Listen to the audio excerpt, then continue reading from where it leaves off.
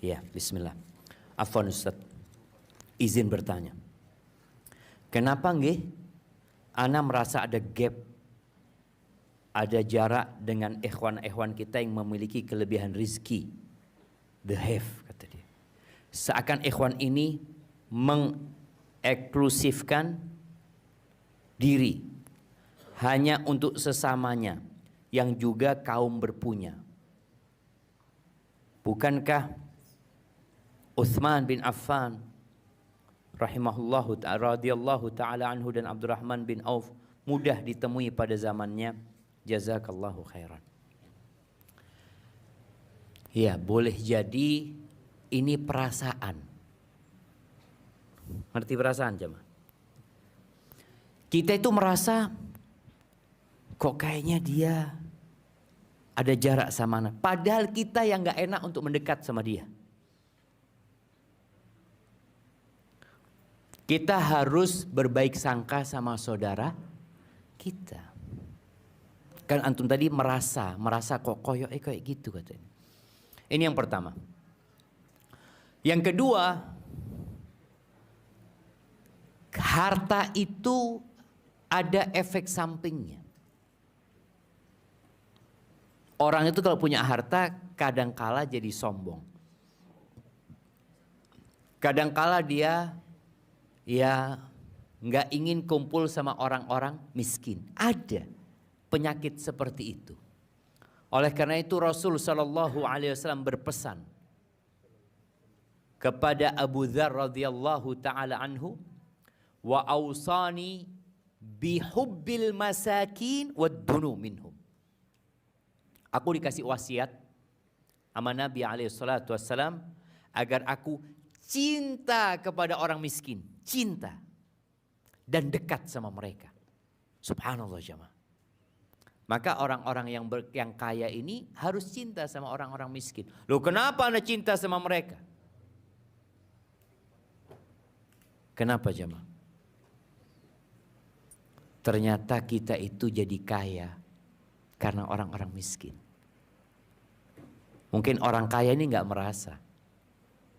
Rasul sallallahu alaihi wasallam mengatakan, "Innama tunsaruna wa turzaquna bidu'afaikum." Kalian itu sama Allah ditolong, dibantu, dikasih rizki karena orang-orang yang lemah di antara kalian. Jadi orang kaya itu harus sadar ketika Allah bukakan pintu rizki, ini gara-gara adanya orang-orang miskin, orang-orang lemah. Bagaimana kalau orang miskin memboikot orang kaya? Orang miskin tidak mau jualan beras. Saya mau tanam beras tak makan dewe. Orang miskin tidak mau membangunkan rumahnya orang kaya. Dilihat orang kaya bangun rumah, enggak, bangunan dewe. Orang kaya mobilnya bagus, minta disupirin, enggak, supirono dewe. Apakah akan ada orang kaya? Enggak ada. Pembantu di rumah orang kaya, enggak ada yang mau jadi pembantu orang miskin. Apakah orang kaya tetap kaya? Enggak. Dia jadi pembantu, dia jadi sopir. Kalau dia mau masak sendiri. Maka kalau dikatakan mungkin ada orang-orang kaya yang merasa ada jarak sama orang miskin, maka ingat dengan wasiat Nabi SAW. Dan antum yang mungkin tidak punya harta, antum harus jadi orang kaya. Ya apa jadi orang kaya jemaah? Ustaz, ana ini kepingin Ustaz jadi orang kaya. Tapi sampai saat ini tidak suki-suki Ustaz. Berarti antum punya penyakit. Muslim itu harus semuanya jadi orang kaya. Kata Nabi SAW, "Laisal ghina an kathratil arad, walakinnal ghina ghinan nafas." Kaya itu bukan dengan banyaknya harta benda, bukan. Tapi kaya itu kaya jiwa. Maka setiap muslim antum harus merasa kaya jiwanya. Dengan tidak minta-minta sama orang kaya. Orang kaya itu kadang-kala kalau ngelihat orang miskin ini, oh ono perlu nih koyo ngutang lagi. Kadang-kala seperti itu. Enggak, antum harus punya kekayaan dengan cara tidak butuh sama orang. Supaya orang kaya itu merasa antum lebih kaya dari dia. Ini orang padahal cak lihat motornya, subhanallah Ustaz. Itu masih pakai bensin campur. Campur dorong kadang antum lihat jemaah, ada orang motornya bensin campur tapi soge aja, soge hatinya. Maka jadilah antum orang kaya sehingga nyaman duduk sama orang kaya. Walaupun antum tidak punya harta yang banyak tapi jiwanya kaya. Dan ketika melihat orang kaya, antum harus menundukkan pandangan. Karena antum bisa jadi orang miskin. Kalau ngelihat orang kaya, antum bisa jadi orang miskin kan? Tapi kalau antum lihat orang yang lebih miskin dari antum jadi kaya. Maka Nabi SAW nyuruh kita melihat kepada yang di bawah kita, jangan melihat kepada yang di atas kita. Jadi seperti itu, dan insya Allah gap itu akan hilang. Bagaimana di masa Nabi SAW ada satu sahabat yang dikenal dengan bapaknya orang miskin, dan ada satu istri Nabi yang dikenal ibunya orang miskin. Siapa sahabat yang dikenal bapaknya orang miskin? Jemaah, ada hadiahnya Ustaz. Nanti hadiahnya menyusul. Nah, siapa jemaah? Abu Dzar Al-Ghifari. Beliau yang dapat wasiat untuk dekat sama orang miskin, tapi nggak dikenal sebagai bapaknya orang miskin. Ada sahabat Nabi, sepupunya Nabi Muhammad SAW. Siapa? Ja'far. Ja'far, Masya Allah. Ja'far itu ngundang orang miskin ke rumahnya jamaah. Makan di rumah. Kadang-kala di rumahnya Ja'far itu nggak ada makanan. Habis maksudnya makanan itu, punya madu Ja'far itu. Madu dulu itu ditaruh seperti di guci jemaah ya. Karena sudah madu Arab tuh lengket jemaah. Kadang-kala dituang itu nggak netes. Akhirnya sama Ja'far itu dihancurin jemaah. Gucinya dihancurin lalu dibagi-bagi pecahannya itu jemaah. Untuk dijilatin sama orang-orang itu bersama mereka, subhanallah. Ada Ja'far radhiyallahu taala anhu. Adapun yang dikenal sebagai ibunya orang miskin siapa? Istrinya Nabi Zainab ya, radhiyallahu taala anha. Baik, Ustaz hafizakallah. Paman saya wafat. Beberapa jam sebelumnya masih aktivitas seperti biasanya, Ustaz. Ke sawah pagi-pagi, pulang cuci tangan, terus roboh dan wafat. Pertanyaannya, apakah kematian mendadak seperti itu tidak merasakan sakaratul maut? Jemaah, sakaratul maut itu proses dicabutnya nyawa. Ada yang tidak merasakan sakaratul maut? Ya namanya dicabut nyawa semuanya pasti merasakan sakarat. Cuma disebutkan tadi bahwasanya rasa sakit itu membuat orang itu sudah nggak bisa teriak, jemaah. Nggak bisa teriak dia. Kalau orang tadi dipukulin tangannya dia masih teriak-teriak, kesakitan dia. Tapi ketika dicabut nyawanya,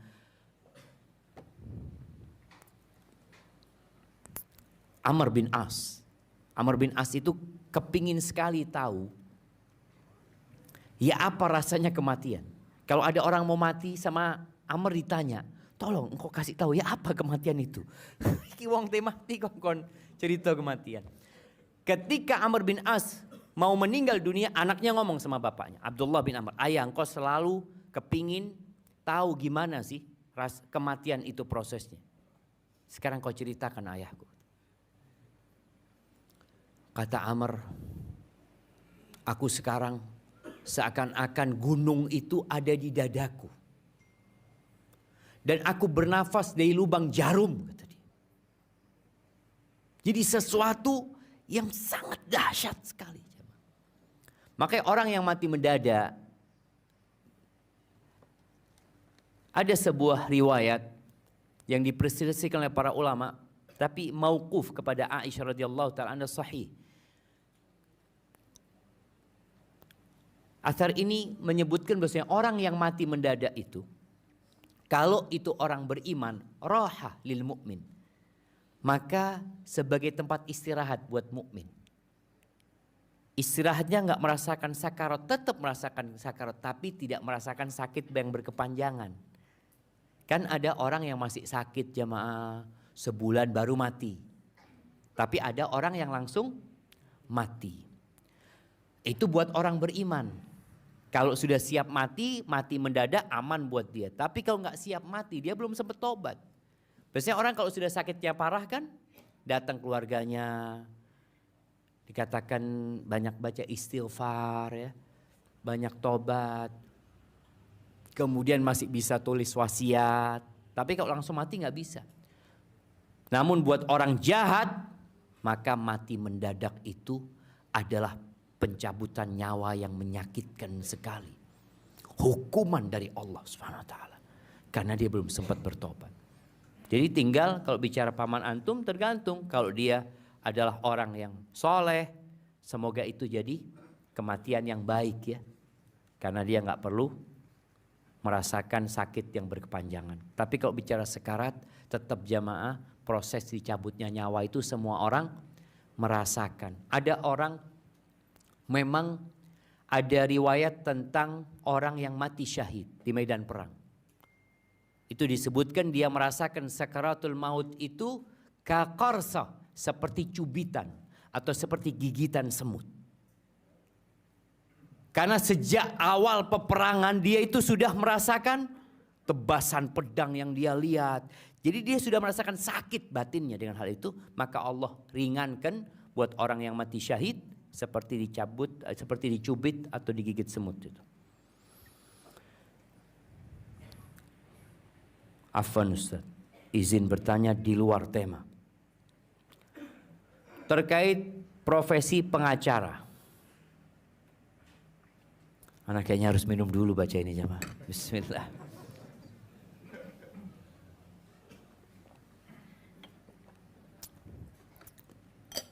Pengacara ini singkatan apa profesi jemaah? Hah? Ada yang mengatakan singkatan apa? Pengangguran banyak acara. Banyak yang sifatnya pembelaan. Yang berkaitan dengan peristiwa hukumnya dan bersifat diharamkan, contohnya pencurian, perzinaan, penipuan. Pertanyaannya, apakah pembelaan terhadap masalah tersebut pengacara juga dalam posisi akibat dosa yang dilakukan kliennya? Mohon penjelasannya. Baik. Kalau bicara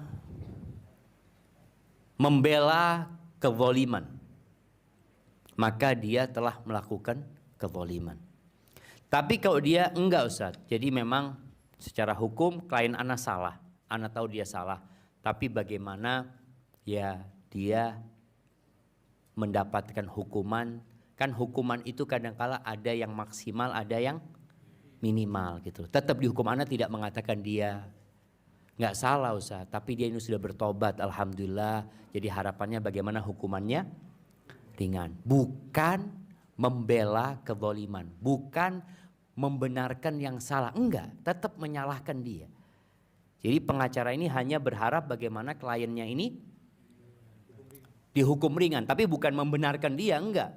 Semoga yang seperti itu tidak termasuk dia berkongsi dalam dosanya. Apalagi kliennya sudah bertobat. Nabi SAW itu menyuruh kita idra'u al-hudud bisyubuhat. Kalau ada orang yang melakukan pelanggaran yang harus kena hukuman, itu kalau bisa dibantulah. Ada datang seorang kepada Nabi SAW mengatakan, ya Rasulullah, aku berzina. Kata Nabi SAW, mungkin kau cuma mencium dia engkau. Mungkin kau cuma pegang-pegang, enggak Rasulullah aku berzina gitu. Nabi ingin orang ini sudah pulang sana sudah. Kalau kau sudah bertobat sudah selesai. Pernah kejadian sahabat Nabi radhiyallahu taala anhu yang bernama Ma'is. Ma'is ya. Ma'is ini berzina. Lalu ngomong sama sohibnya, aku ini berzina kata dia. Dia maksudnya mau cari solusi. Sama sohibnya dibawa ke Nabi SAW.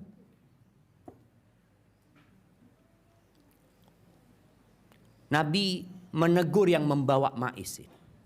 Nabi mengatakan kepada dia, halla satartahu bi izarika. Kenapa engkau nggak tutupi dia dengan sarungmu gitu? Artinya kalau engkau dengan selendangmu, kalau nggak punya apa untuk menutupi aibnya, tutup dengan selendangmu. Artinya dia berbuat dosa dan dia sudah bertobat. Kalau bisa ditutupin, ditutupin kalau sudah bertobat gitu loh. Jadi pengacaranya dilihat. Kalau kliennya ini, kliennya ini memang pezina Ustaz. Jangan diusahakan cari hukuman yang ringan. Antum dosa juga, seharusnya dia ini dirajam seharusnya. Jadi antum jangan sampai membela kasus-kasus yang Allah murka. Tapi kalau orang itu sudah bertobat, bagaimana dia mendapatkan hukuman? Tetap dia mendapatkan hukuman, tapi ya hukuman yang tidak berat. Semoga kita tidak termasuk di sana jamaah. Tapi jangan sampai melakukan suap, riswah ini dan itu, tambah dosa lagi antum.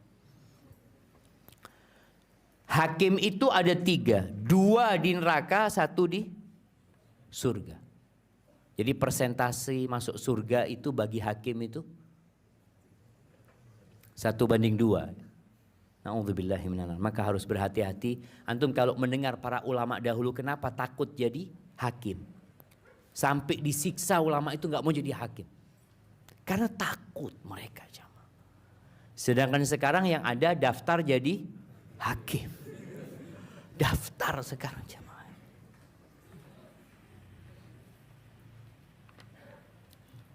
Apakah boleh suami menceritakan situasi rumah tangganya dengan istri pertamanya kepada istri keduanya dan sebaliknya Ustaz? Karena suami menganggap seorang diri. Apakah itu termasuk juga ghibah? Mohon solusinya. Ini ngeluh duwe bojo loro.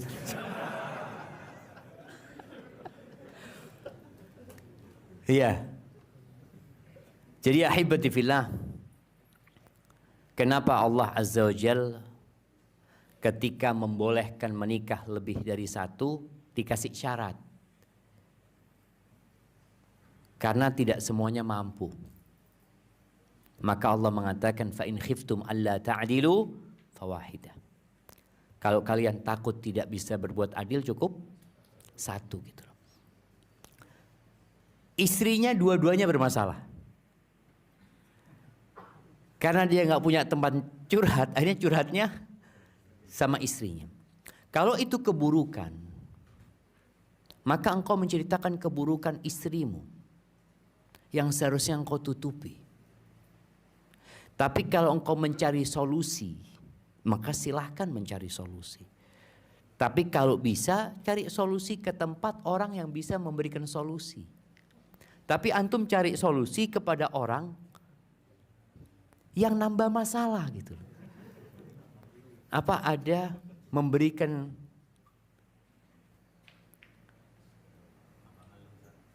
tunggu, apa di Pegadaian anunya, slogannya mengatasi masalah tambah masalah. Iya, kalau mau kayak gini, dia mengatasi masalah tambah masalah gitu loh.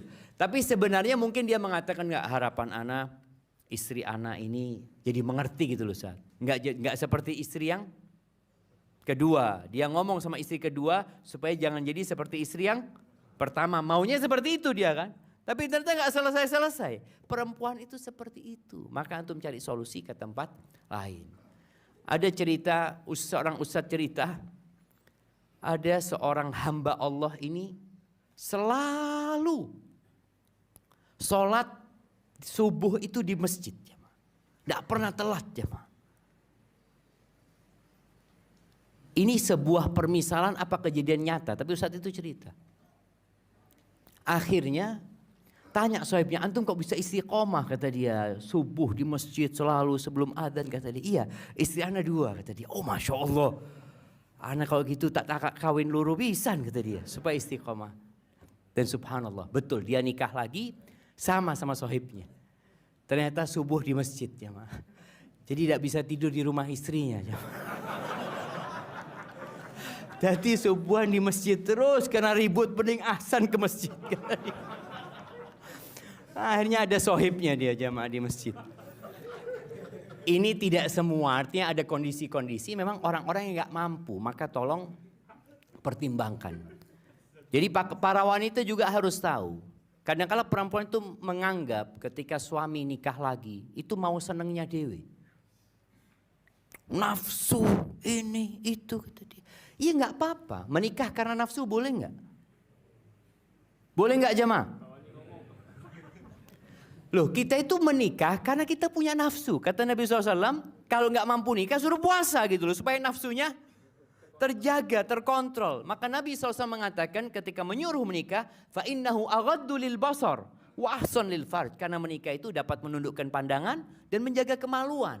Karena nafsunya tersalurkan di tempat yang halal gitu loh. Tapi catatannya tadi, mampu menikah. Jangan bicara 2-1 pun, kalau mau menikah harus mampu. Nggak mampu antum zalim nanti sama istri antum. Mampu, apalagi 2. Taib. Hanya saja perempuan itu lupa bahwasanya suaminya ini bukan hanya oleh seneng tok. Tapi dia juga dapat ngelune. Senengnya berapa lama sih jamaah? Kalau bicara bersenang-senang. Kalau seorang laki-laki punya istri kedua. Dia bermalam di rumah istri keduanya ini kalau gadis berapa hari? 7 hari kan? Kalau janda 3 hari. Itu sih seneng-senengnya jamaah. 3 hari 7 hari. Habis gitu mulai dia sudah. Ini harus dibagi sudah. Pembagian itu sudah menyisakan beban pikiran. Dia harus ke sini, dia harus ke sini. Belum anaknya yang sakit, belum ini. Jadi tolong para wanita memaklumi suaminya. Jadi kadang-kadang mereka nuntut. Ini kan masalahnya istri pertama nuntut, istri kedua nuntut seperti itu. Akhirnya tidur di masjid, masjid. Allahu Akbar. Ya artinya jangan sampai kita menghibain saudara kita. Masya Allah. Loh, ini sampai jam piro Ustaz? Wis jam 6 jamaah. Berapa lagi? 1 lagi ya. Ini kayaknya Ustaz Muhammad Turi Hasin yang jawab. Ustaz, anak serahkan ke antum.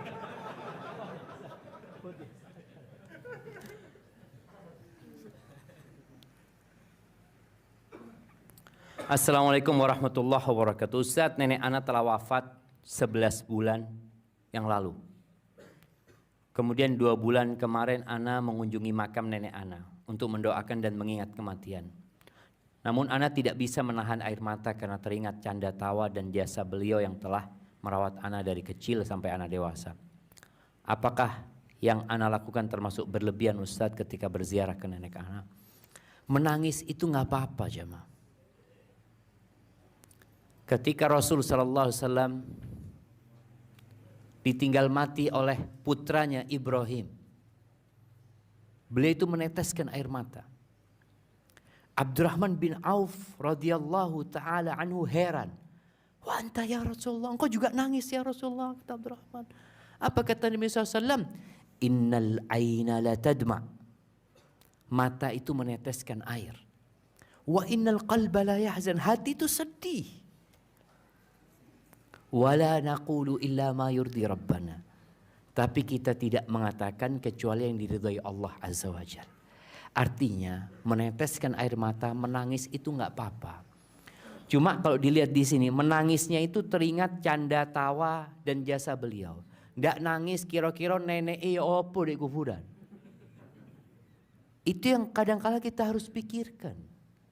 Jadi mengingat di kuburan, iya kalau amalan nenek ini cukup ya. Kalau ternyata nenek kurang ibadahnya. Jadi menangis itu seharusnya bukan mengingat canda tawa, tapi mengingat kehidupan yang selanjutnya. Disitulah kita mengingat kematian, jadi takut gitu loh. Cuma kadang-kala orang ya ada kenangan yang membuat dia jadi ingat. Baik, nggak masalah engkau nangis karena itu, tapi kemudian rubah tangismu untuk mendoakan nenek.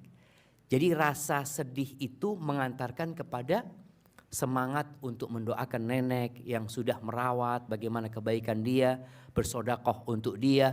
Artinya sang cucu ini berusaha untuk terus membalas budi baik orang yang pernah baik sama dia, yang sudah tidak bisa menambah amalan lagi, maka dia yang memperbanyak istighfar untuk orang-orang tersebut.